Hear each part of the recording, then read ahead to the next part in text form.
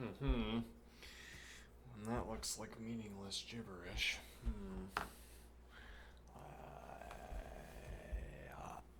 I don't know what that could possibly be trying to tell me.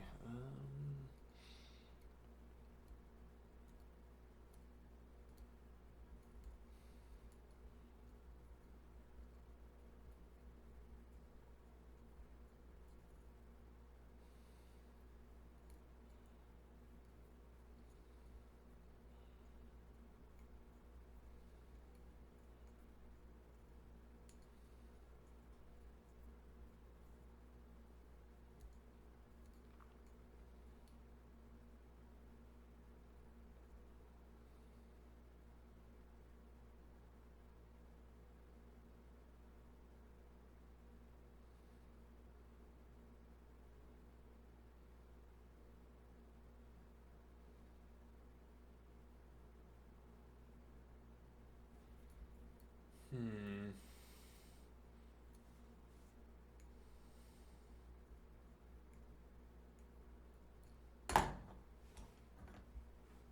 Well, we can skip an exercise. That's enough for that one for me. So,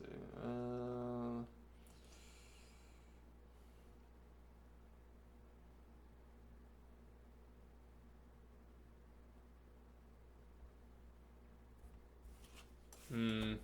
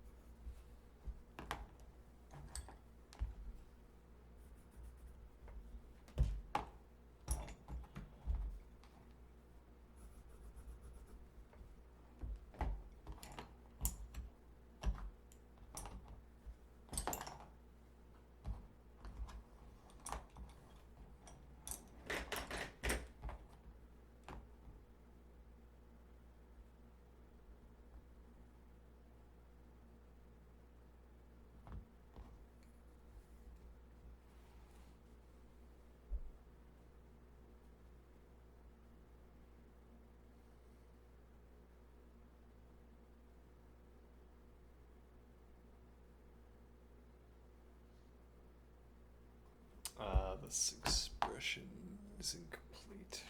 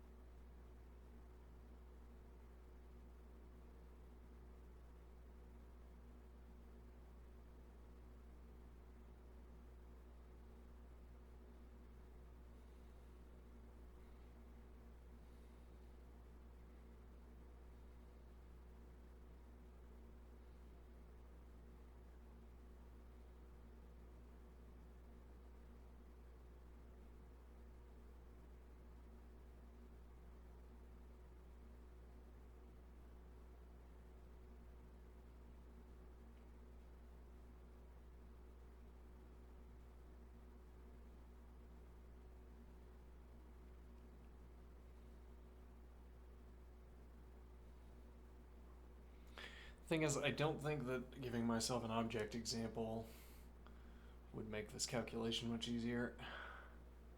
Could be wrong about that. Should I care that I had to give myself an object example? Huh.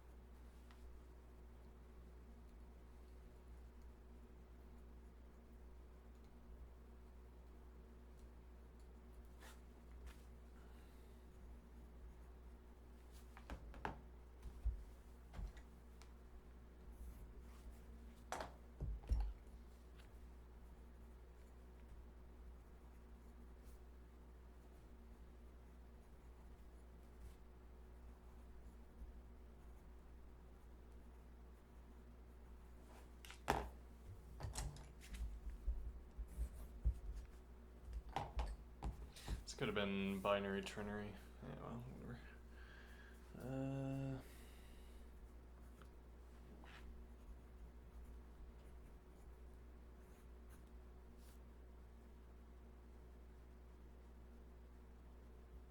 Actually, I'm not sure that's what you'd say. Let's see.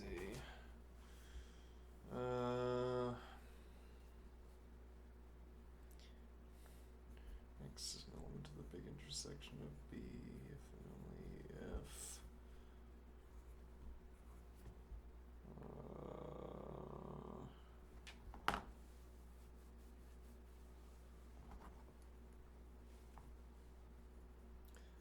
There exists a C, there exists an X such that if there exists a C such that for all X there exists an for all X there exists a C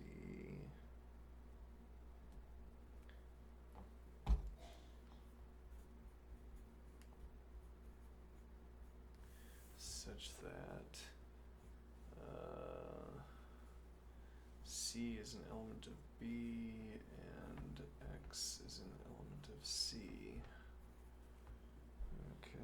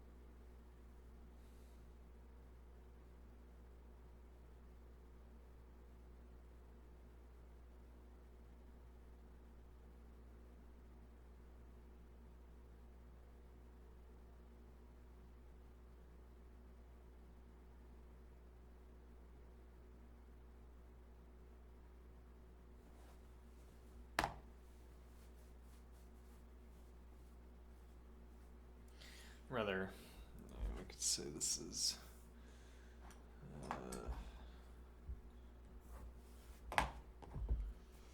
for all x is an element of the big intersection of B if and only if there exists a C such that C is an element of B and X is an element of C. Okay.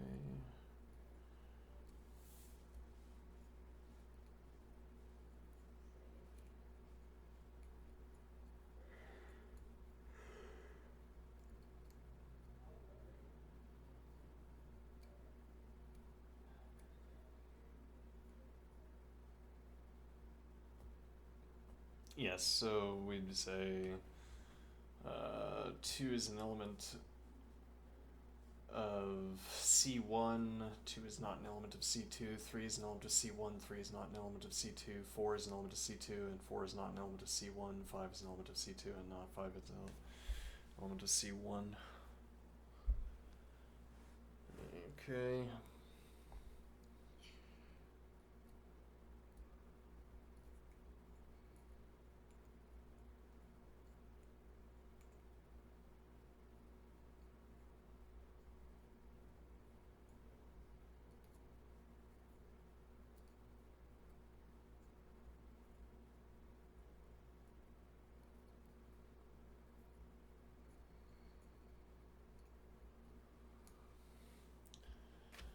So, well, this fits. I assume this is derivable. I assume this is derivable.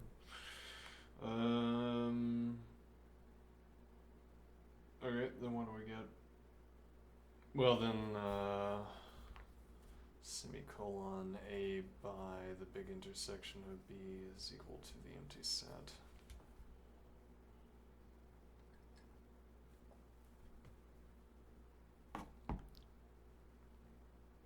Okay.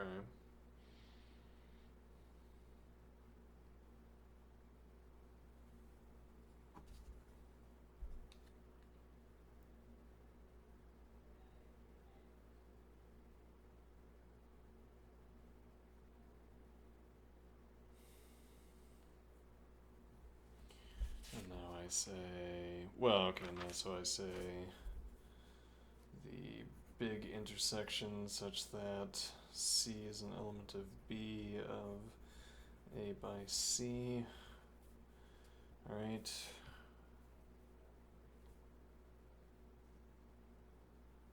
So now B1 case given. Okay, B1.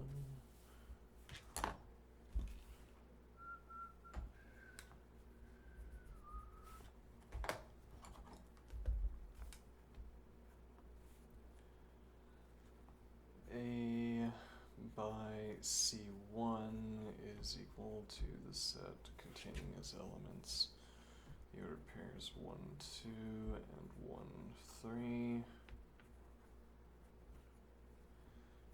A by C2 is equal to the set containing as elements the order pairs 1, 3, and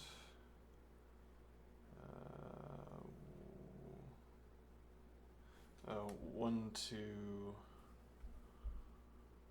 1, 3, 2, 2, 2, 3, rather.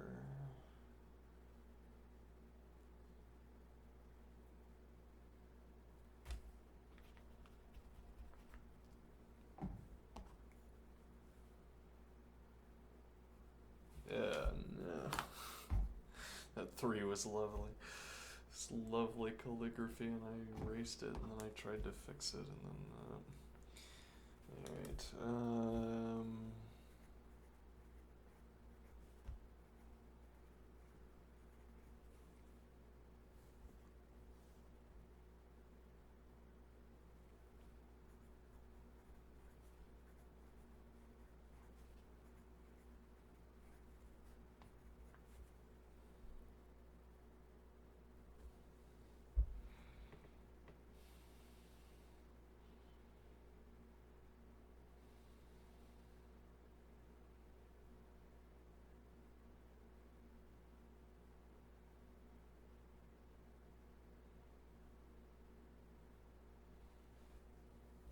Okay, so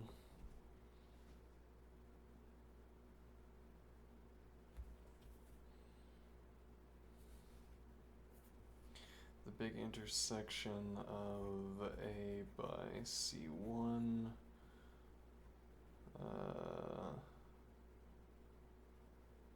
of the set containing as elements A by C1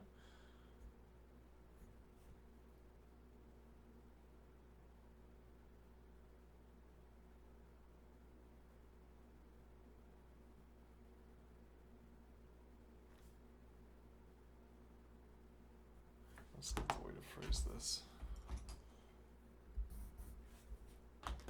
It's rather saying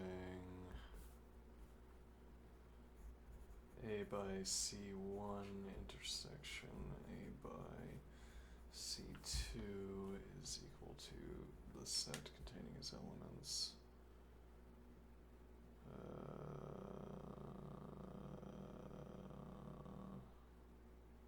1, 3, 2, 3.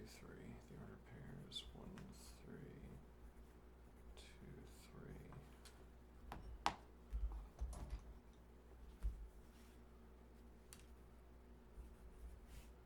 One, two, 1, 3, 1, 3,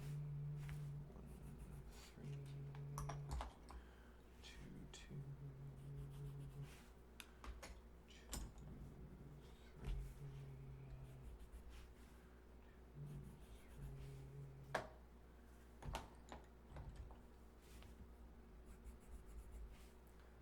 2, 4, and 1, 4, and 2, 4, right?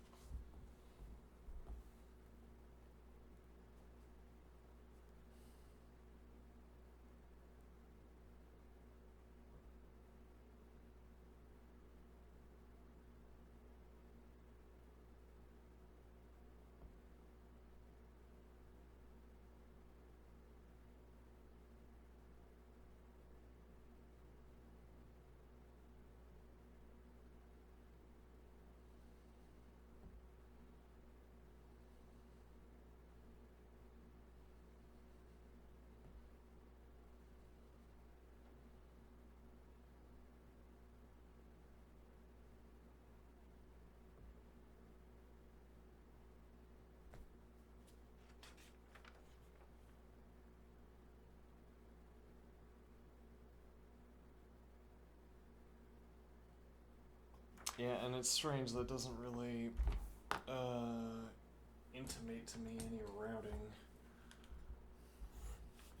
Well, there isn't a strong, we haven't developed a strong association between these kinds of diagrams and what kinds of operations we're expected to perform.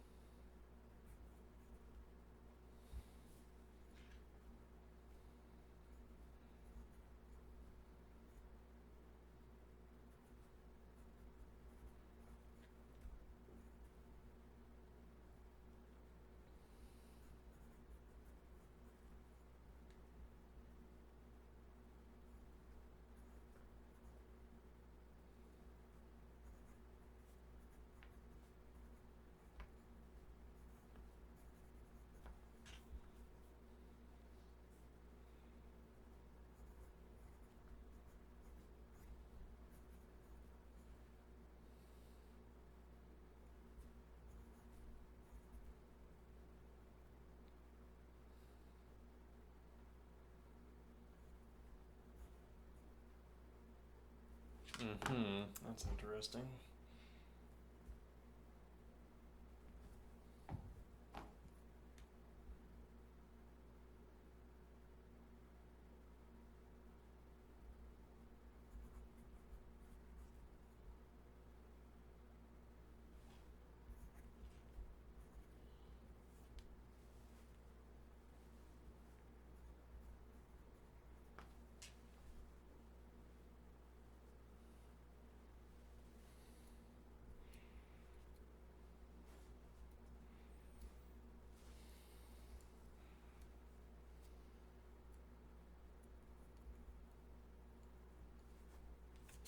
Is it actually?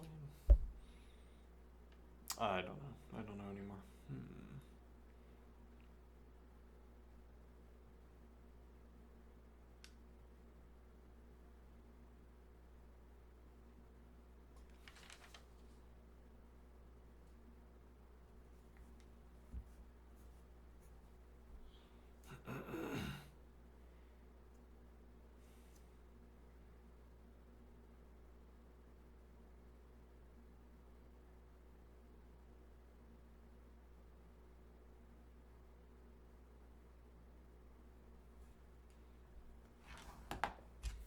It's like I want to have a reduction. This just reduces to saying that y equals a by c.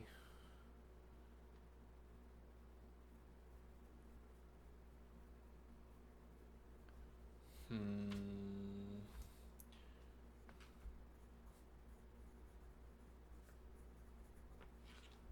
I think we might have descended into gibberish for this expression.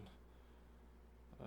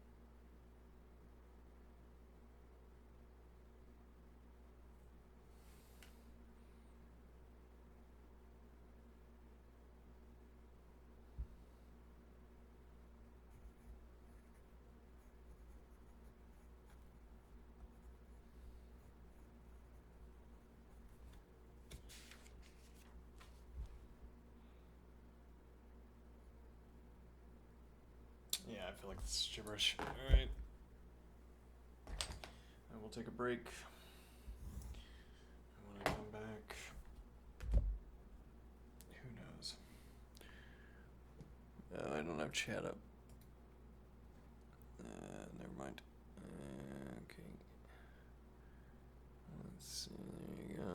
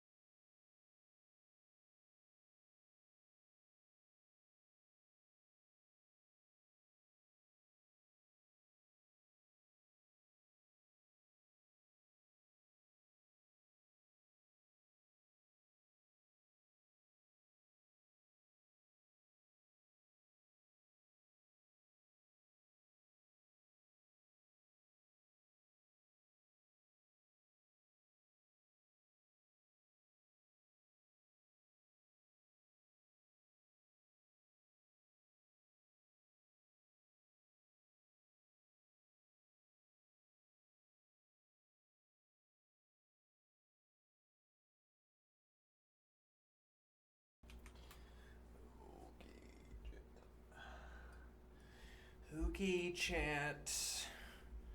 What are we going to do now? That's right.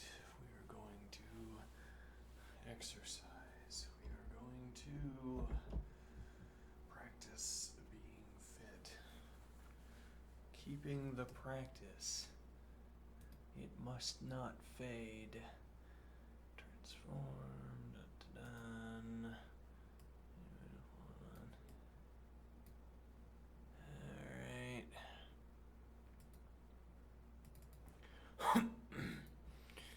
Off we go.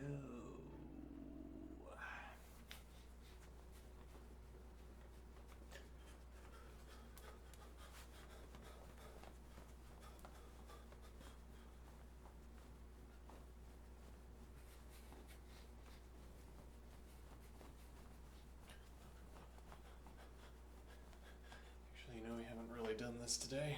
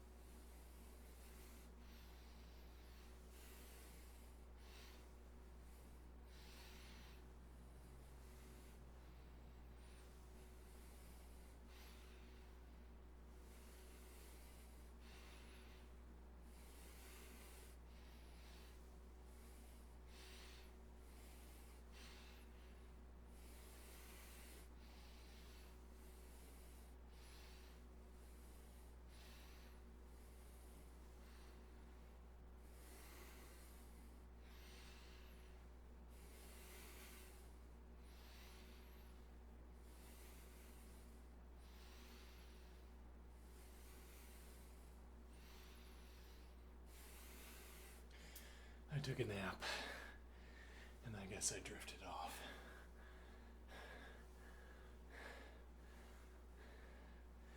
I thought, oh, I'll just close my eyes, come up with a string title. Off to sleep. Nearly bit my tongue off 2 or 3 times. Or rather, jaws snapping shut. My tongue, fortunately, was within the tooth chamber, so I didn't bite anything off, but that's not always the case.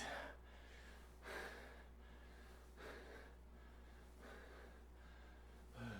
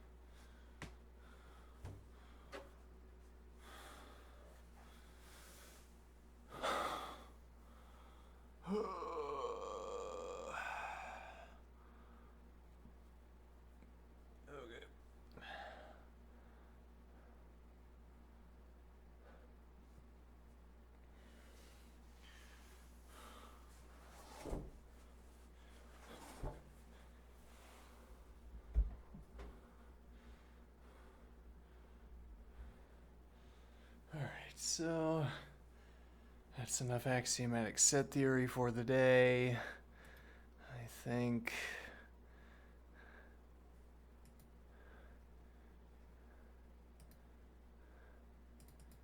Let's just sit in the dark the rest of the day. Let's do calculus in the dark. No.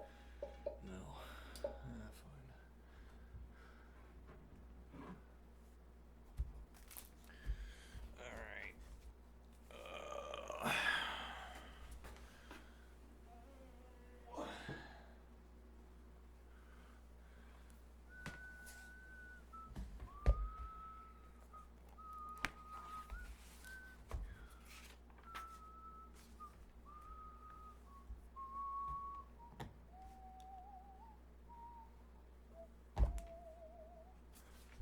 This is gonna be one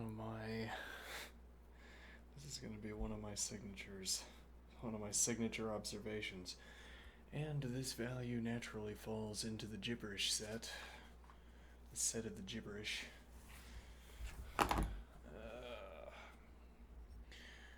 As math so often does.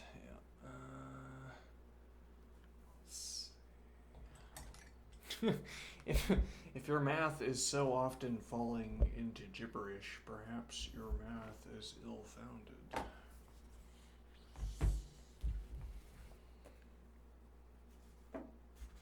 Perhaps. Let's see.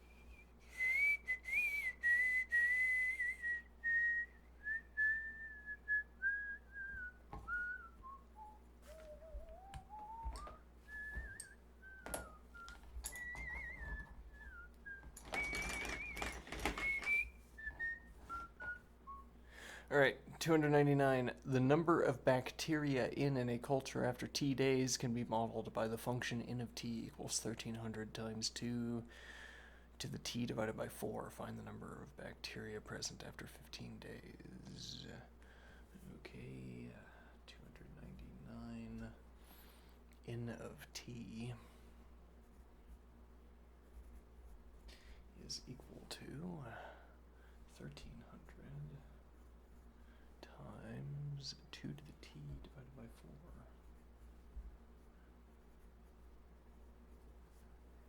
Okay. Find the number of bacteria present after 15 days. Alright, N of 15 is equal to 1300 times 2 to the 15 divided by 4. Okay. 3 and 3 3/4. Yeah.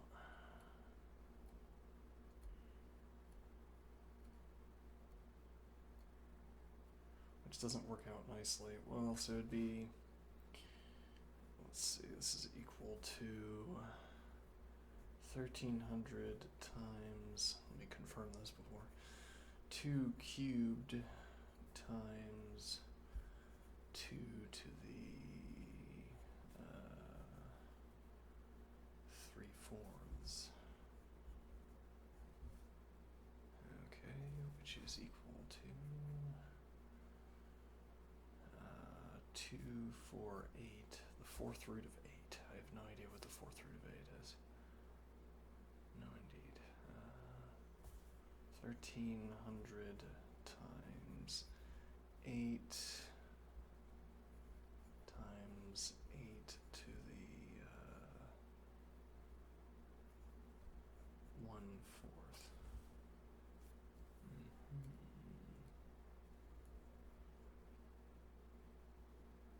This would be 8 to the 5/4.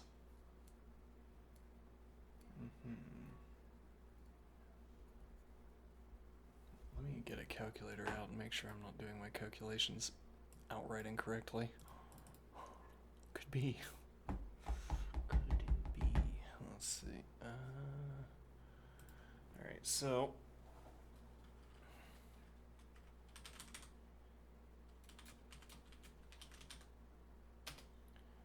alright, so 1300 times 8 times.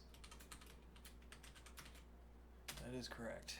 Okay, there is not going to be a clean way to calculate this. Alright, 5/4. Yeah, well, we'll just leave it at that. Alright.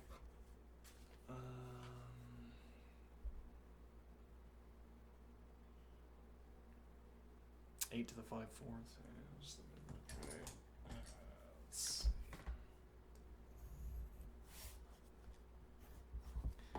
Now 230.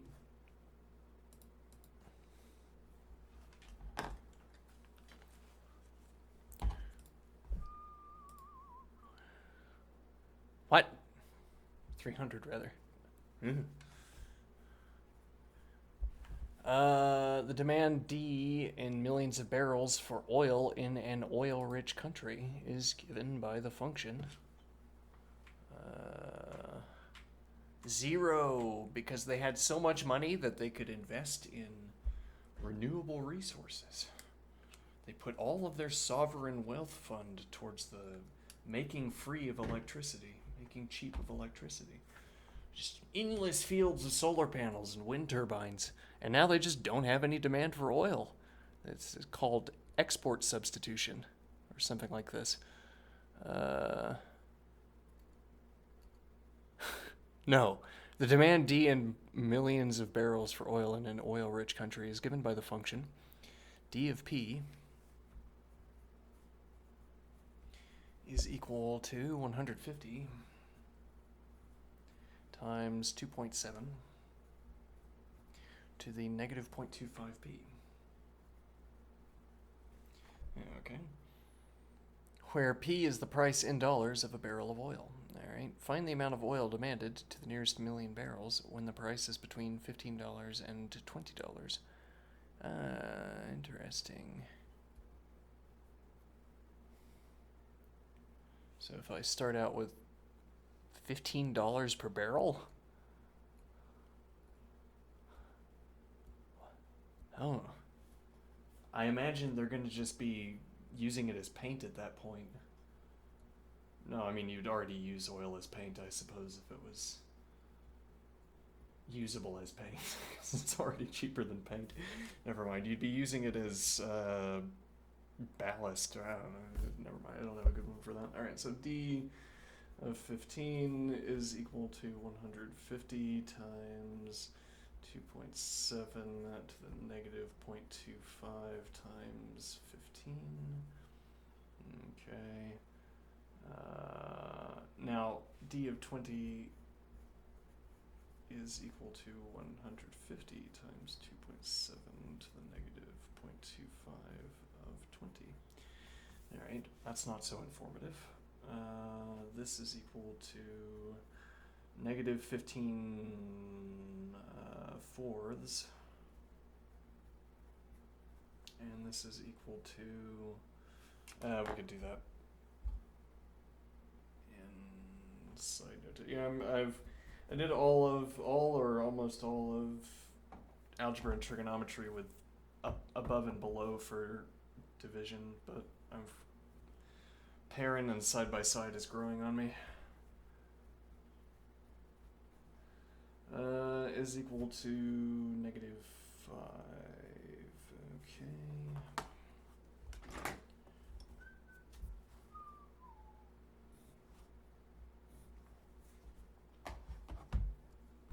Should maybe be this brown instead. We might make that change.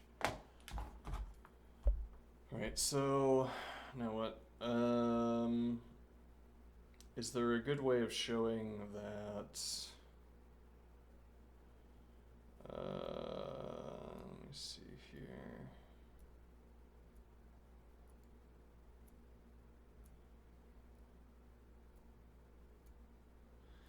So let's designate 150 times 2.7.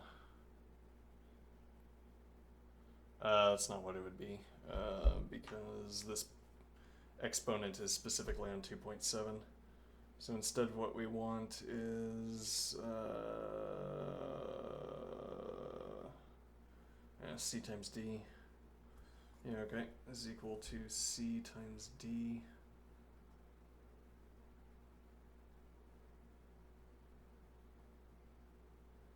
Whatever, sure. Now, so what is the idea?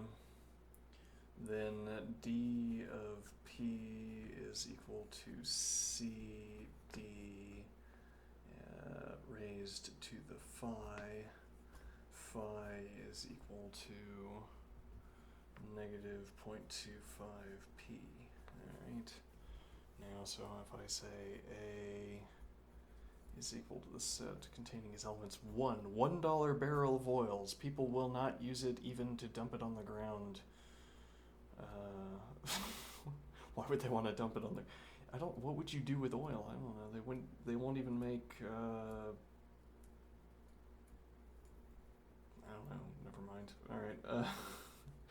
A is equal to 2, 3, 4. ... Alright, and what is the idea here? B is equal to the set containing as evidence. I keep saying that for some reason.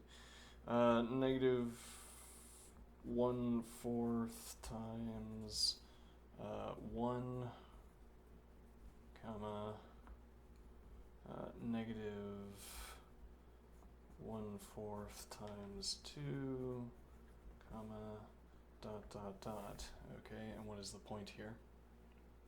The point here is that constant multiplier doesn't matter for the purposes of graphing. Okay, so if we had a graph of d to the phi, what would we have? Let's see here.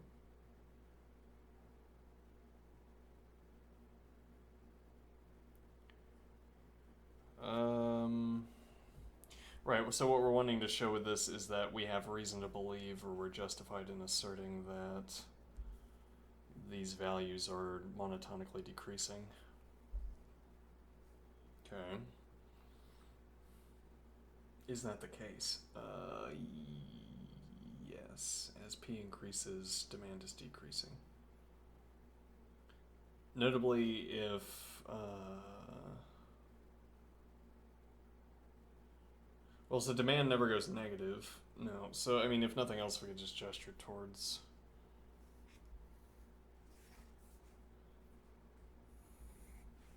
saying that the graph looks vaguely like this, with the critical point being monotonically decreasing. For all x and for all y,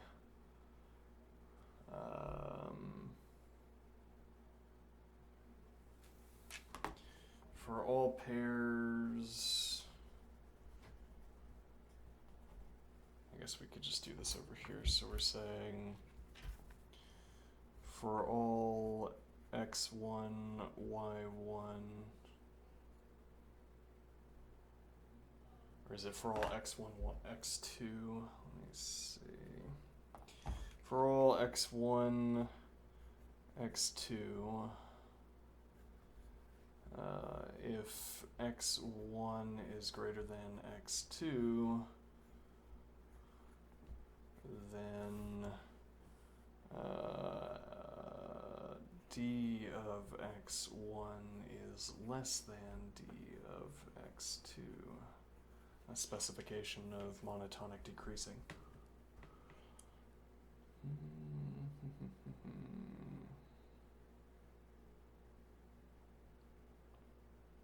Okay.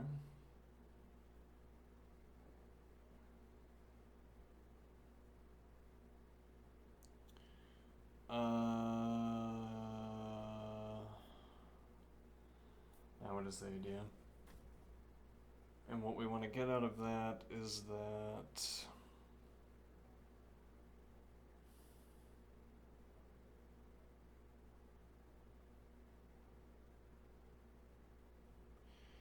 right, well, d of 20, so we could say A is equal to the set containing as elements 15, 16, 17, 18, 19, 20. All right. And then f of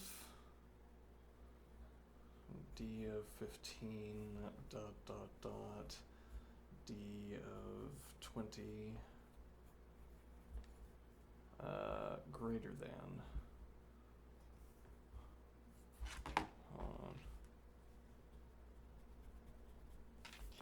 d of 15, so b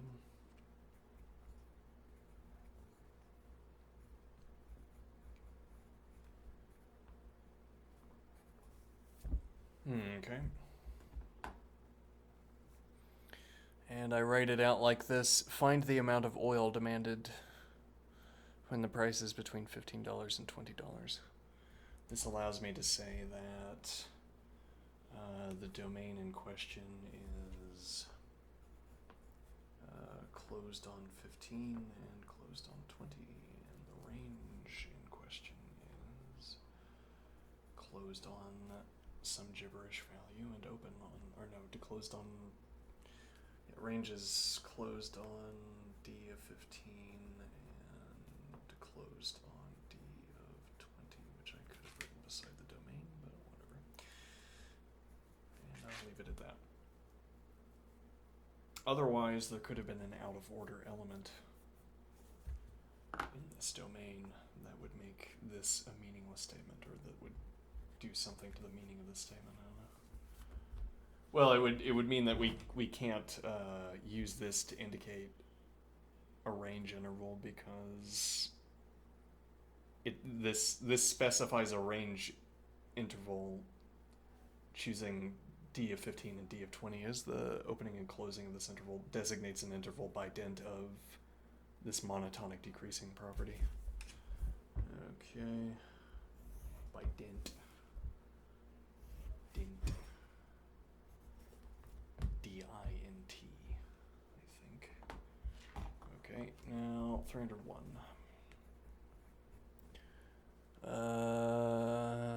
The amount A of a $100,000 investment paying continuously and compounded for T years is given by A of T. You're getting 5.5% compounded continuously. That's pretty good, I'd say. A of T. This is not investment advice. Is equal to 100,000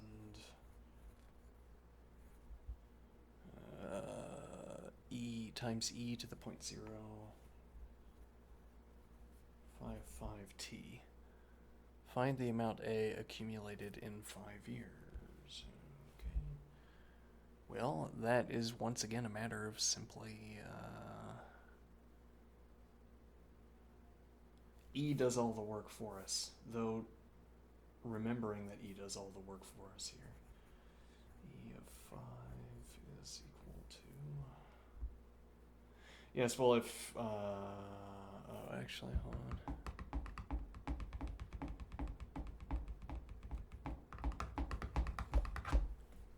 Why does E do all of this for us? A of 5 is equal to 100,000 times E to the 0.055 times 5. Why don't I have to worry about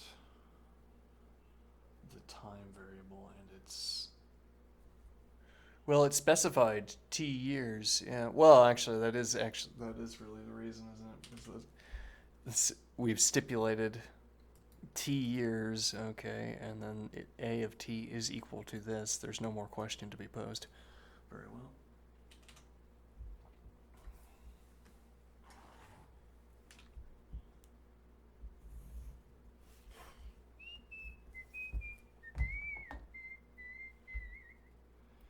Maybe one of these upcoming days we try Apostles' Calculus again and see if we can do it.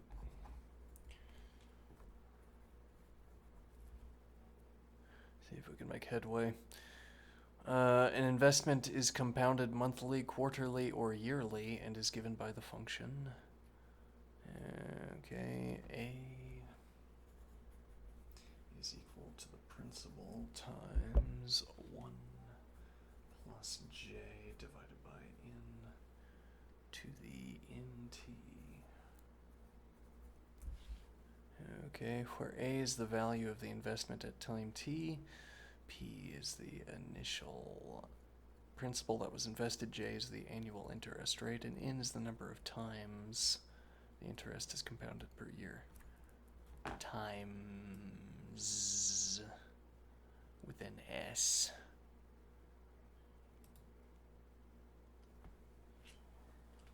Times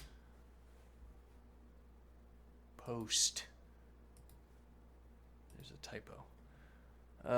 Given a yearly interest rate of 3.5% and an initial principal. Okay, 5 years for interest that's compounded daily, monthly, quarterly, and yearly. Alright. So A is equal to...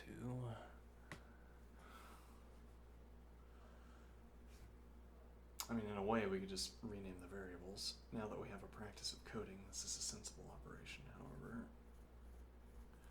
100,000 times 1 plus, so J is the annual interest rate, which is 3.5%,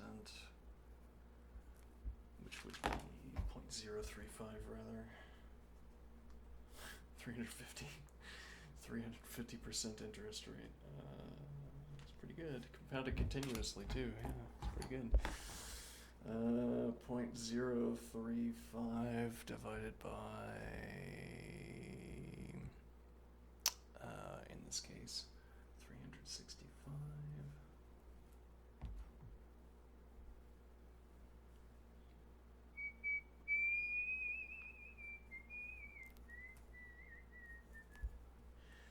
So now 5 years times 365.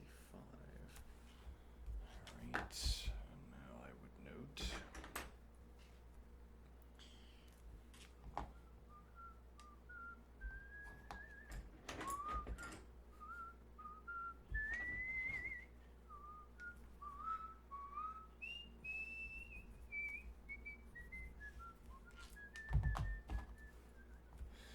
A is equal to 100,000 times 1 plus 0.035 divided by, and now monthly 12, 5 times 12, A equals 100,000 times, would you like to bite rocks with me? Let's see, quarterly.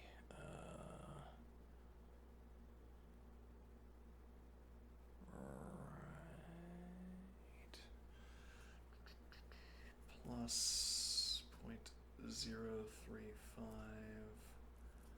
divided by quarterly, so that would be monthly is to 12 as quarterly is to 3.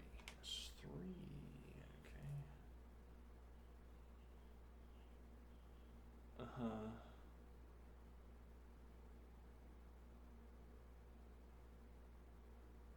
Divided by 4. Hold on. Because it's the number of times it compounds per year, hence 365, hence 12, and now hence 4 quarterly. The number of times it compounds per year, yeah. Which in this case would be 4 times because quarterly. Yeah. Alright, so 5 times 4. Right, and now yearly. A is equal to 100,000. I'll do the taxes. Don't worry about a thing. 0.035 divided by 1.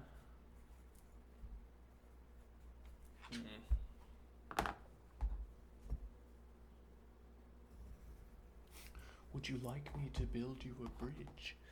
303. The concentration of hydrogen ions is a substance. The concentration of hydrogen ions in a substance is denoted by H+, measured in moles per liter. Measured in Jabberwockies per foot-pound. The concentration of hydrogen ions in a substance is denoted by H+, measured in moles per liter. The pH of a substance is denoted by the logarithmic function pH equals the negative log of H+. Alright, this function is used to measure the acidity of a substance. The pH of water is 7. A substance with pH less than 7 is an acid, whereas one that has a pH of more than 7 is a base. Find the pH of the following substances. Round answers to 1 digit. I'll do you better. I'll round it to infinite digits. Determine whether the substance is an acid or a base. Alright. So let's see. pH is equal to negative log of H+. Alright.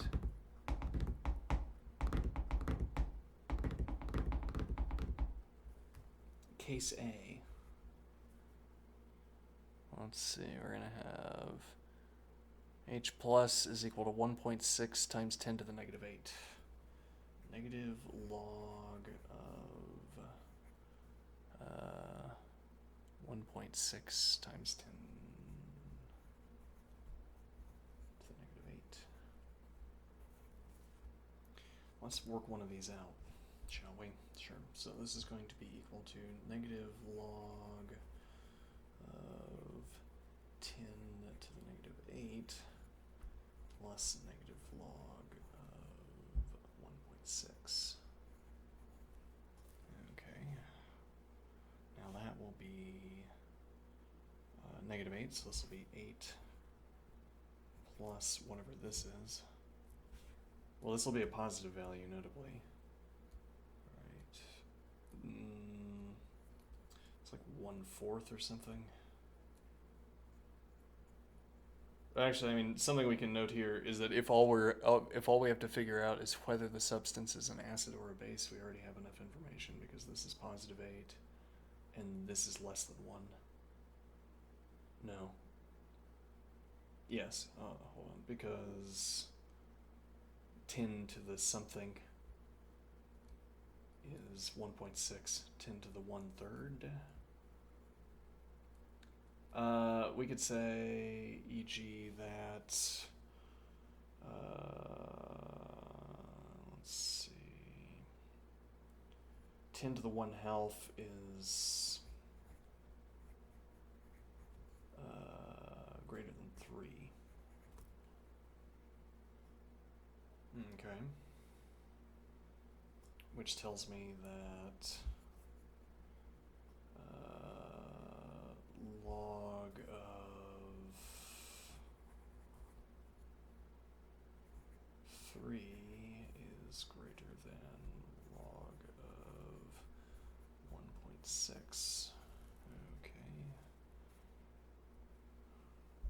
that what it tells me?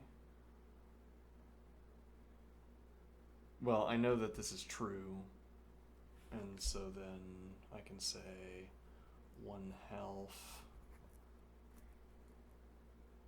I could do log of 10 to the 1/2, right? And then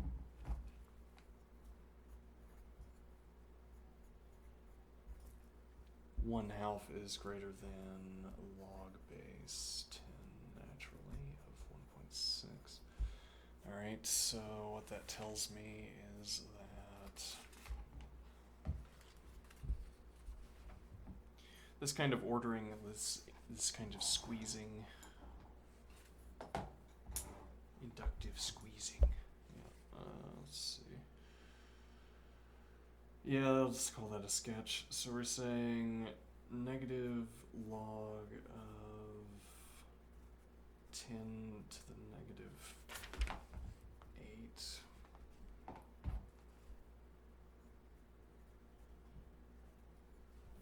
minus the log of 1.6. Alright. So now the observation here is that is equal to positive 8 minus the log of 1.6. Alright, so now we're saying that log of 10 to the 1/2 is greater than log of 1.6. Oh, this is a conjecture. Let's demonstrate the conjecture, the truth of the conjecture. Okay, so we're going to have that 10 to the 1/2 is greater than 3. And well, I would note, well, this is greater than 3, which is greater than 1.6. How do I know this? Because 3 squared is equal to 9, which is less than 10 to the 1/2 squared, which is equal to 10. Okay. Now, so I have that log 8 minus log of 10 to the 1/2 is less than 8 minus log of 1.6, which tells me that 8 minus 1/2 is less than 8 minus log of 1.6. Style guide says to line that up, yep, which is 7.5 is less than 8 minus the log of 1.6. 7.5 is greater than 7, which is the cutoff point. So, the takeaway from this is that we don't have to be able to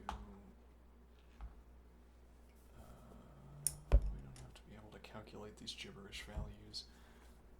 Sometimes we do not have to be able to calculate the gibberish values in order to work around them, as it were. Okay, that should be light green, but whatever. Yes, okay. Let's see, so comparable idea. Let's see if we can do it again. Let's see if we pull off that trick again. We're gonna say substance B. Substance B is 3.16 times 10 to the negative third. So 3.16 times 10 to the negative 3, rather. Okay. Now, so this will be negative the log of 10 to the negative 3. Minus the log of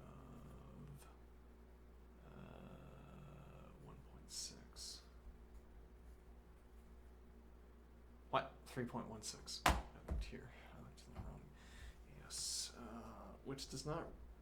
In the past, I would have said, "Oh no, I just betrayed a lack of understanding. I looked in the wrong place." But it was whatever. 3.16. All right. Now, what am I thinking?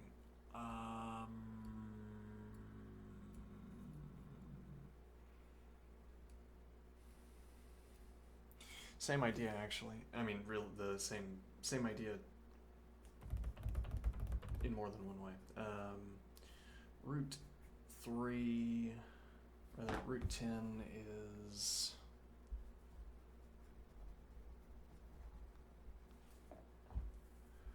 let me think here. What is the square root of 10? Just let me confirm this. End of day, I'll take a hint. Let's see, 10 to the 0.5. 3.16. 3.162277. Yeah. But there's not like a convenient way of doing it. Well, but then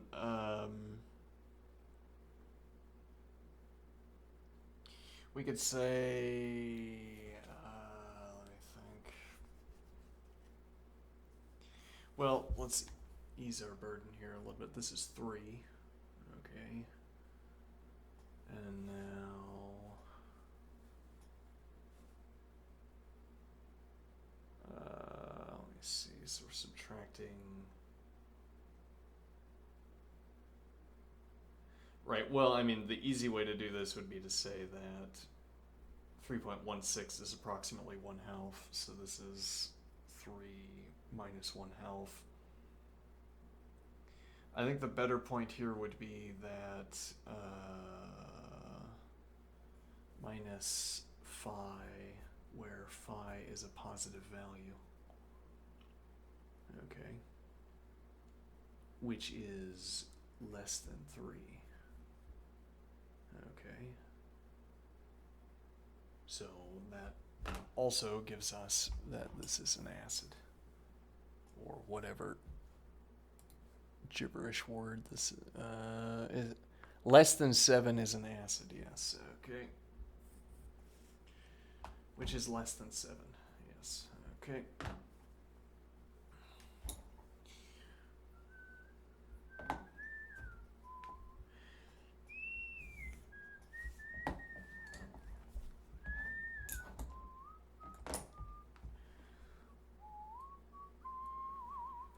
Next one. So, I mean, yeah, this highlighting that how many digits you need is based on context. In this case, we don't need so many. Tomato juice. 7.94 times 10 to the negative 5.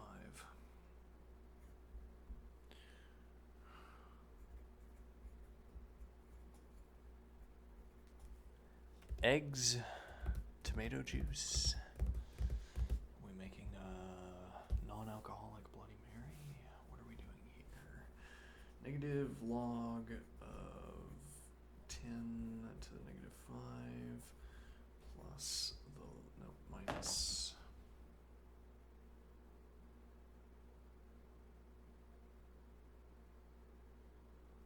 I went in the wrong direction.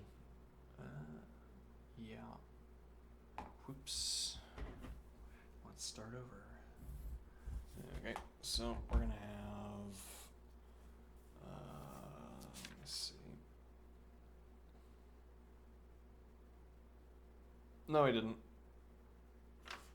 Never mind. I panicked. Let's see.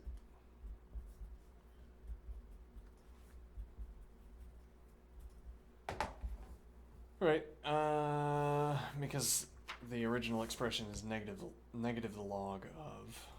Okay.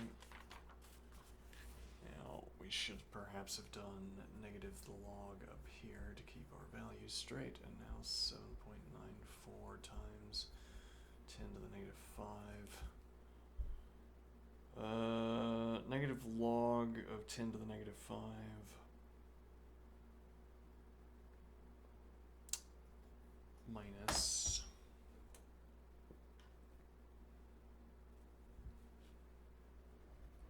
A lot of erasing going on right now.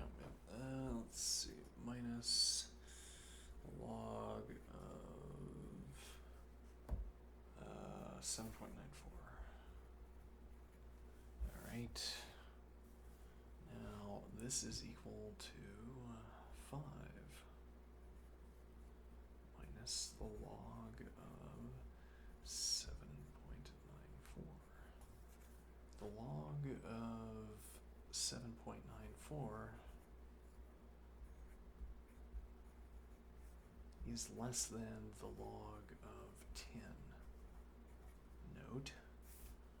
Okay, so that 5 minus the log of 7.94 is greater than, wait a minute,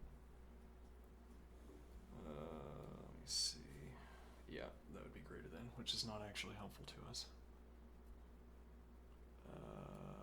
No, but we can do 3, which would be 1/2. What? We can do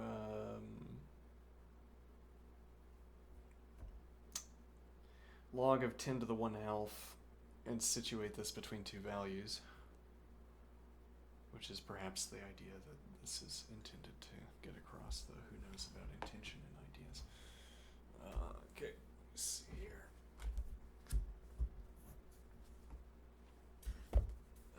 So we're gonna say, what are we gonna say? Let's see, 5 minus log base 10 of 10 to the 1/2 is greater than 5 minus log of 7.94, which is greater than 5 minus log of 10. Okay. Which tells me that 4.5 is greater than whatever this value is, which is greater than 4. Okay. So the value must be between 4.5 and 4, which at any rate brings it down to an acid. Alright.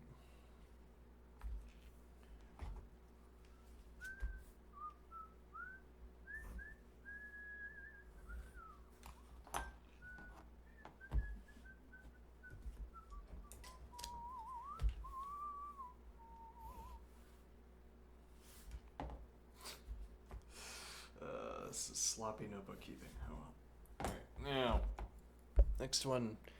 Iodine 131 is a radioactive substance that decays according to the function Qt equals Q sub 0 times e to the negative 0.08664 t, where Q0 is the initial quantity of a sample of the substance, and t is in days. Determine how long it takes to the nearest day, 4.95, rather for 95% of a quantity to decay. Okay, sure, we're going to say Q of t is equal to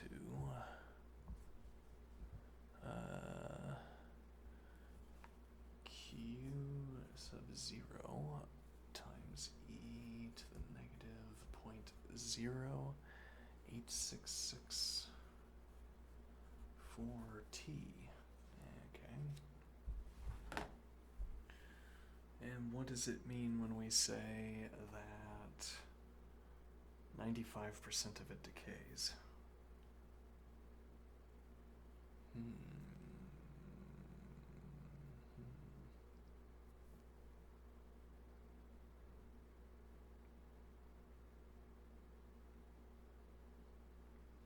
Is this merely a question? Is this odd or even? This is even.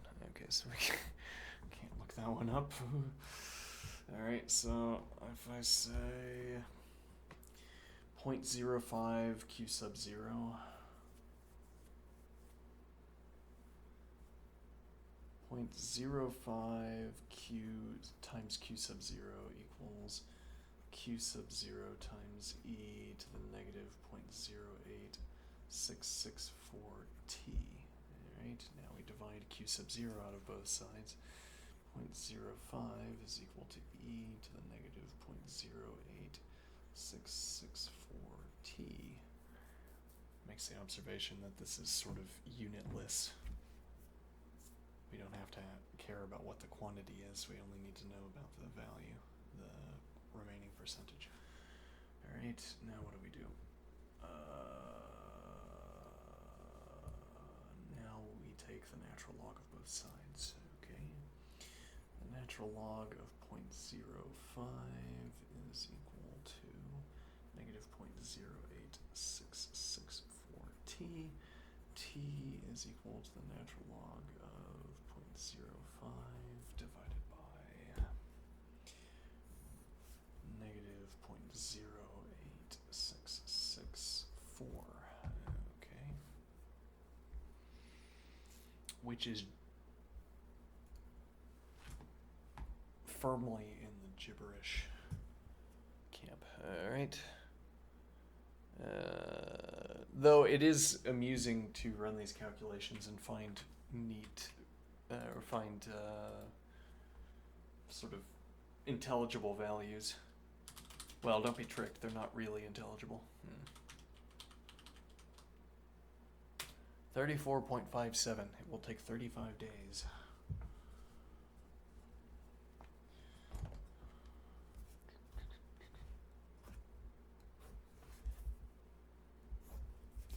Alright, next one.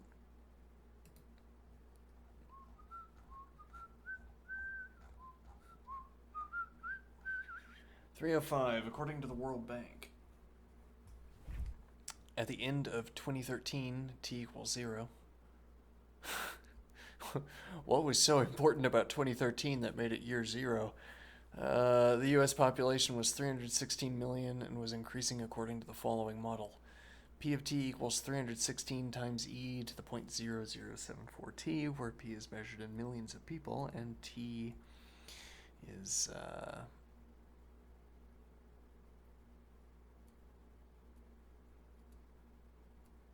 measured in years after 2013. Based on this model, what will the population of the United States be in 2020? We can find out how close the estimate was. Determine when the U.S. population will be twice what it is in 2013. Alright, so we're going to have P of t is equal to 316 e to the 0.0074 t. Alright. And now what is the idea?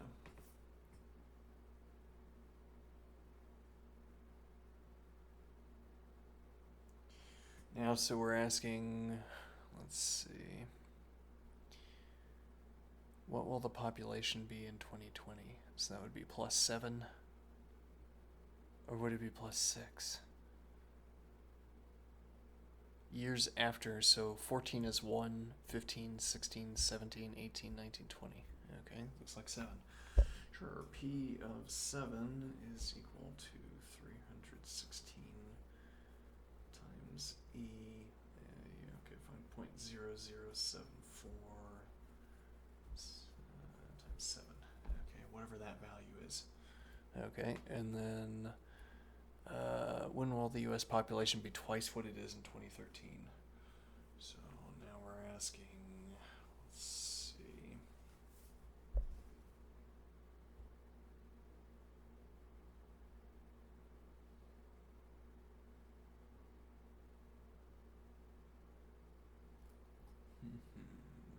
Twice what it currently is.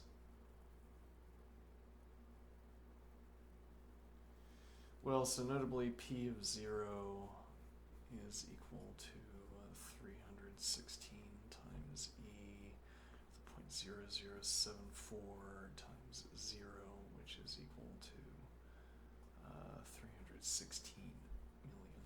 Okay, so now we're wondering P of t is equal to 7 632. Okay, which is equal to 316 times e to the 0.0074t, where once again these divide out. So we get 2 is equal to e to the 0.0074t colon natural log of 2 is equal to 0.0074t, and then we say t is equal to the natural log of 2 divided by 0.0074. Alright, and if you were curious about that, and then we'll add 2013 at the end. Let's see if any curiosity is within you. Natural log of 2, 0.0074, d plus 2013. That'll be 2106. 2106. Okay, 0.6. Yeah, whatever. Okay. Somewhere in here. All right.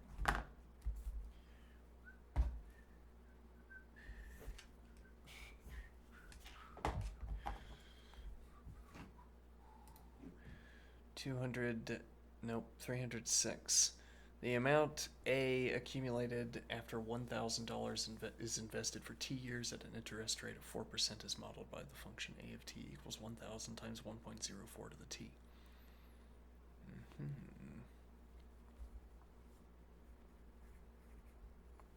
A of T is equal to 1,000 times 1.04 to the T. Okay. And now we're going to say A of, so we're wondering after 5 and 10 years. Well, I can tell you A of 5 is equal to 1,000 times 1.04 to the 5, and wouldn't you believe it? Would you believe it? A of 10 is equal to 1,000 times 1.04 to the 10, and now the question of when this will be equal to 3. Let me see here.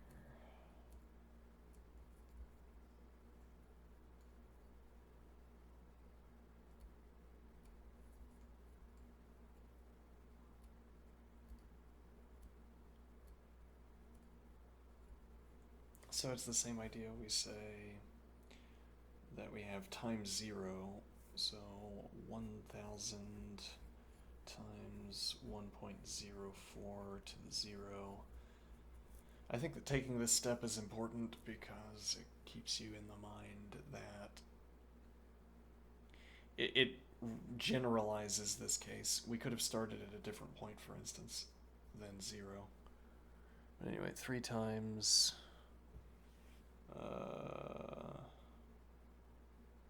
so this should be 3 times this. Okay, is equal to 1,000 times 1.04 to the T. Now this turns this into 1, so we get 3,000 is equal to 1,000 times 1.04 to the T. Divide out both sides, we get 3 is equal to 1.04, so once again we only have the multiplier, and then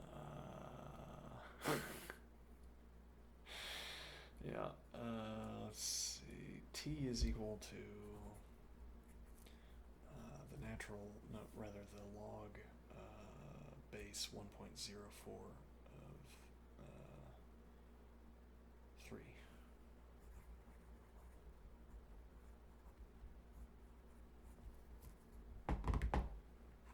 Intriguing. 1.04 raised to the what gives us 3. No idea. Yep. Let's log base 1.043. 28 years apparently. Alright. Okay.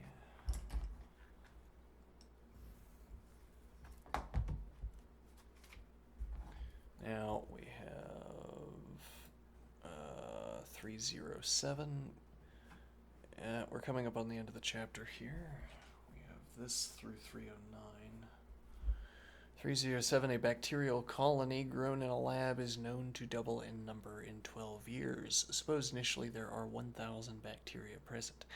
Use the exponential function q equals q sub 0 times e to the kt to determine the value k, which is the growth rate of the bacteria, round to 4 decimal places. Again, that's a joke that's only the first time you tell it. I'll do you one better. Infinite decimal places. E to the kt. Maybe that would be one of the joys of teaching math. You can write down all your good math jokes, and then you just find the right occasion to tell them every year to every new class. And you could build up a compendium, and no one could complain that you're repetitious, even though you are.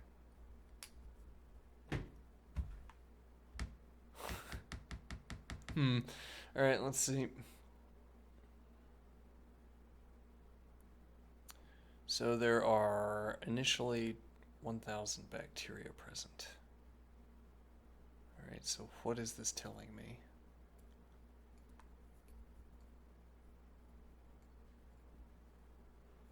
Let's see, q sub 0 is equal to 1,000. Okay. Known to double in number in 12 hours. Okay. So if I say 2,000 is equal to 1,000 times e to the k t, t would be 12, I suppose. T is equal to 12. Alright, 2,000 is equal to 1,000 times e to the k times 12. Okay. Well, but then what if I decide that it's not 12, but it's half a day? What if I say that t is equal to 0.5? Let's find out. Let's see. 2 is equal to e to the 12k. 2 is equal to, because this doesn't change, e to the 0.5k. Okay, let's find out.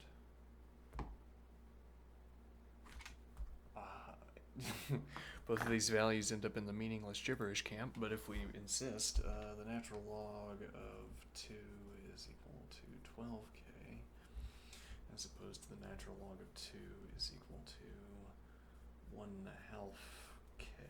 Alright, now we have k is equal to the natural log of 2 divided by 12. And this is the natural log. K is equal to the natural log, 2 times the natural log of 2. The natural log of 4, if you will. Yeah. Okay. Now what is the idea? This value is going to be smaller. This is k equals the natural log of 2 to the 1/12. Yes, okay. And then k is equal to the natural log of 4. Okay. And what is the idea?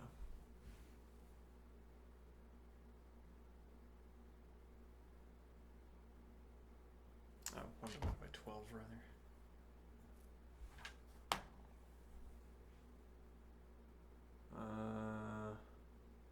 The growth rate is substantially smaller.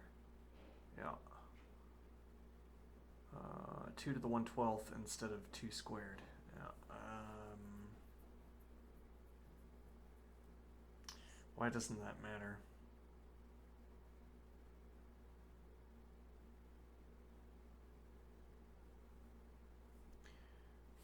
Trying to think. I'm not trying to understand this problem so much as I'm trying to discern where we would notice the difference. Like in what activity would we find out that there's a difference here? And then that's going to tell us what the stakes are for the fact that there's a difference here.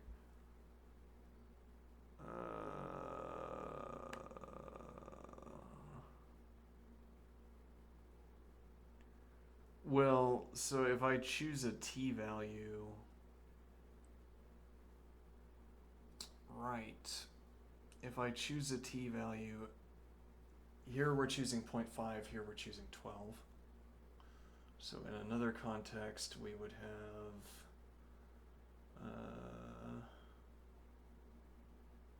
well, that's just the point, right? So we have this multiplier. Right, well, if I choose 12, right, so if I have 2 equals e to the 12k, and k is equal to the natural log of 2 to the 1/12th, then whenever I have to plug in 12 hours for half a day, then I have 12 times the natural log of 2 to the 1/12th, which gives me the natural log of 2. And then if I have instead 0.5 for half a day, then I have 2 is equal to e to the natural log of 4 to the 1/2, which is 2. So it's the same value. Well, naturally it would have to be, but that's the point. The point is that you have to choose a different t value, and that plugging a different t value into this k multiplier, or rather this k exponent, multiplying this k exponent by some other t value is going to give you something different. Okay, in this case it happens to line up because this is to the 1/12th based on the hour. This is squared based on, I don't know, I'm losing it. Alright, fine. Now 308.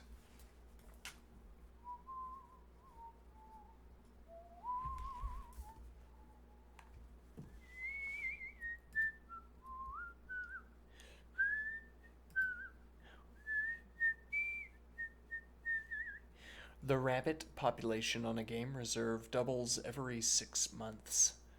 Suppose there were 120 rabbits initially. Use the exponential function p equals p sub 0 times a to the t to determine the growth rate constant a. Round to 4 decimal places. Okay. So, p equals p sub 0 times a to the t. Okay. And now we're going to say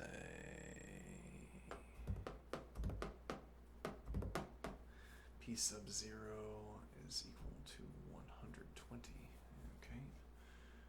And a, what is a? A growth rate constant. A equals c. Use the exponential function p equals p sub 0 times a to the t. Alright, so we're going to have p of t, it's just a different notation. P of t is equal to 120 times a to the t. Alright. And doubles every 6 months.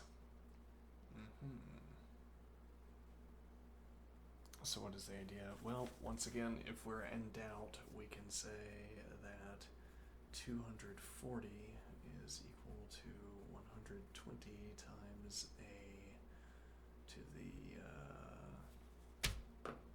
6.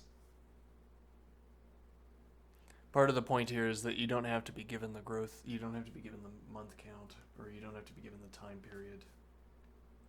That the growth rate that you get out of this for A, the value that you get for A, will depend on your time period selection, but it will, the A value you get, so long as you remain consistent with your time period selection, it doesn't make any difference to your calculations. So in this case, if I say 6 months, so I go by the month, seems plausible.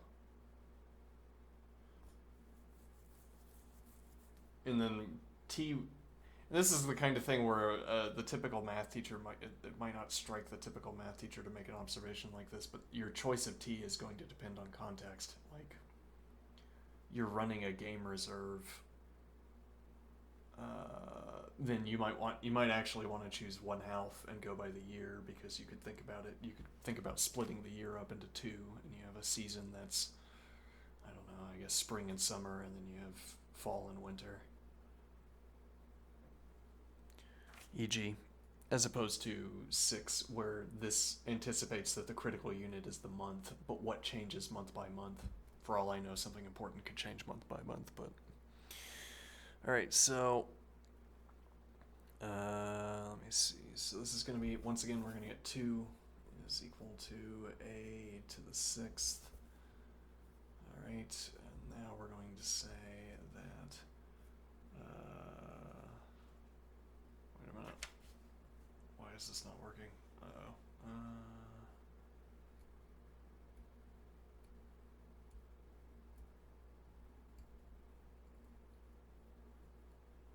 Because it's the end of the day. Yeah.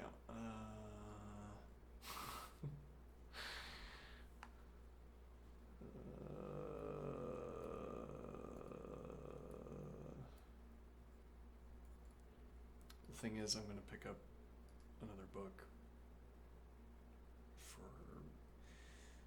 I'm reading a philosophy of mathematics and logic book at end of day, bedtime reading. And it's a little bit lacking in engagement because I can't follow the material, because I haven't done enough logic studies. But the books that I'm picking up, I probably will be able to follow. So they will be more engaging. So I will be even more tired. Yeah.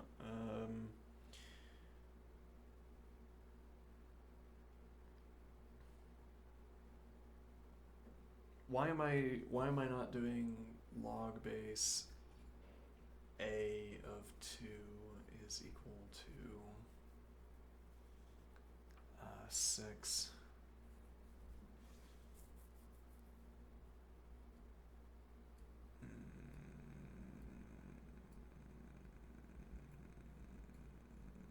Because it's meaningless? I don't know. Well, actually, so yeah, we would just do a, right, a equals 2 to the 1/6.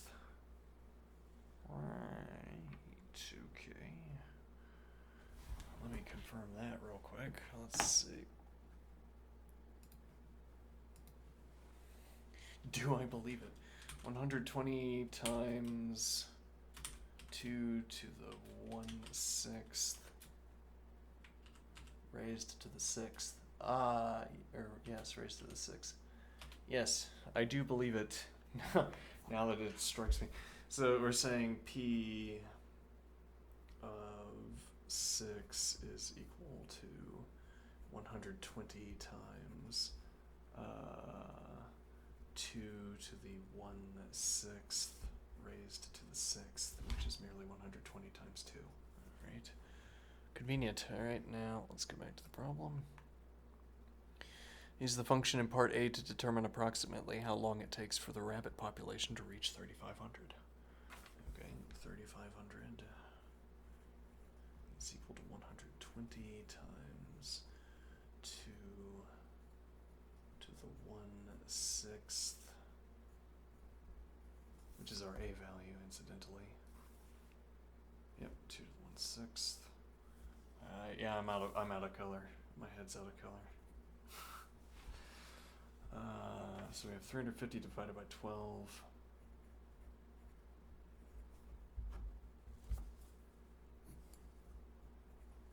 Is equal to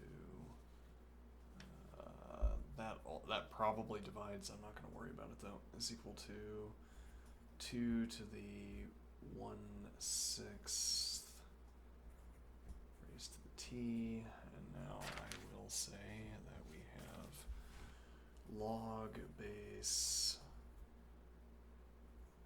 2 to the 1 divided by 6th of 350 divided by 12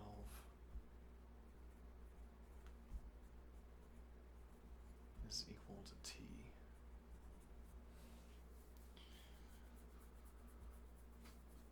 Now, what if my brilliant my brilliant expositions on math and my humorous explanations did not produce success at math? I would be furious. I would be filled with rage. Let's see. The 1906 earthquake in San Francisco had a magnitude of 8.3 on the Richter scale. At the same time, in Japan, an earthquake with magnitude 4.9 caused only minor damage. Approximately how much more energy was released by the San Francisco earthquake than the Japanese earthquake?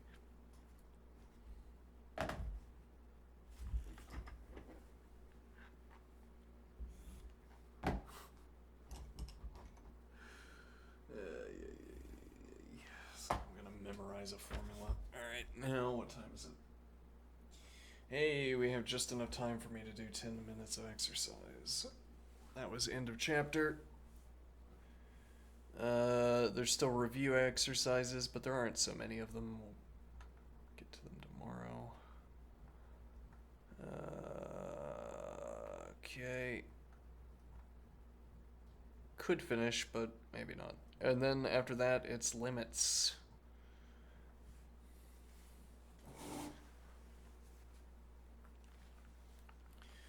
Alright.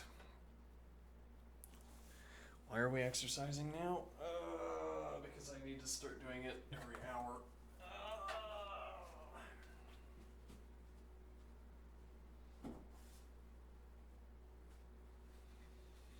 If we're going to be so engrossed in engagement with the model, with our interlocutor,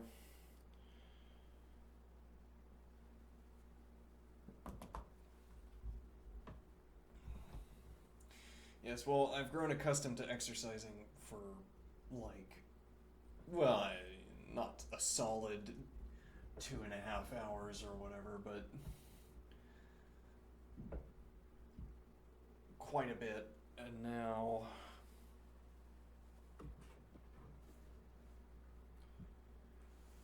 not so much. Hold on.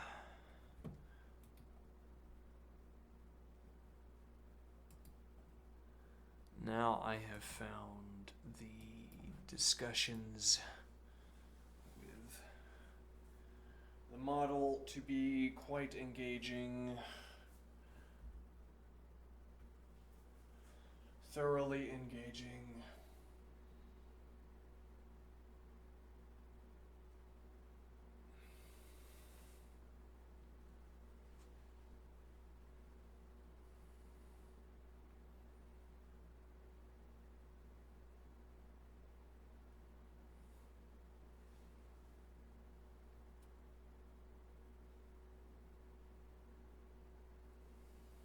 Like an amanuensis.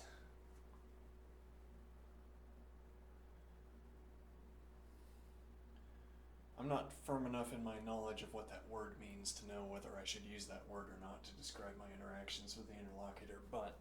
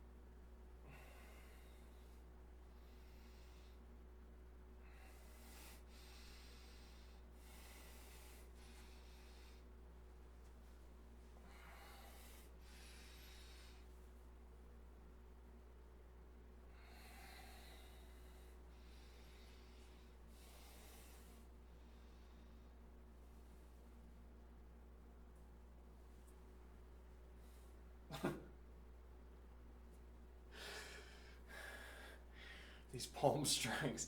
If I am ever compelled to strike something with my palms, this had better hurt.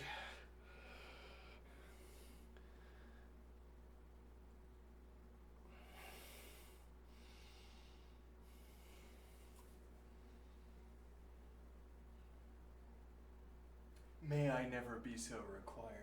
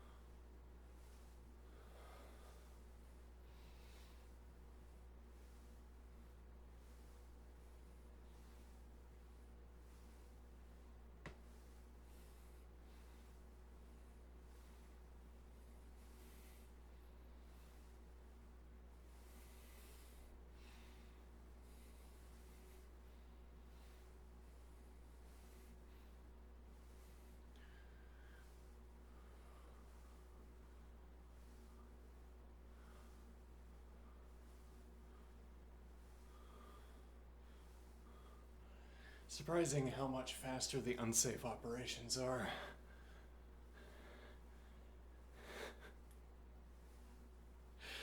And now we relearn all the primitives. Why would I ever not use an unsafe operator? For what reason? Why do you suppose? What would motivate me? Why would I use the safe operator when the unsafe operator is available?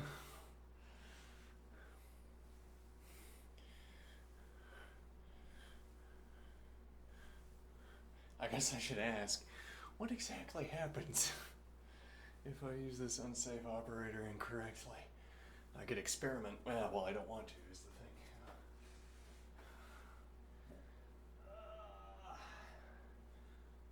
chat. Okay. Abdominal muscles. Yeah. Abdominal muscles.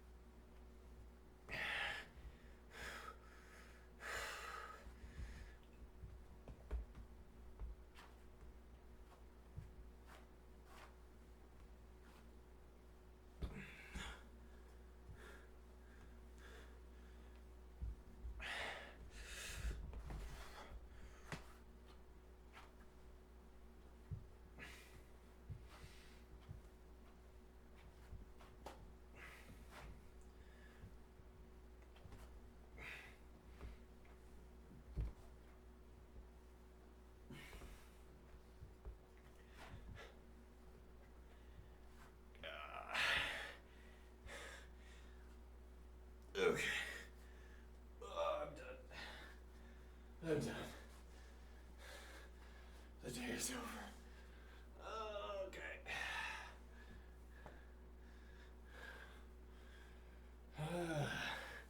See you tomorrow, in all likelihood.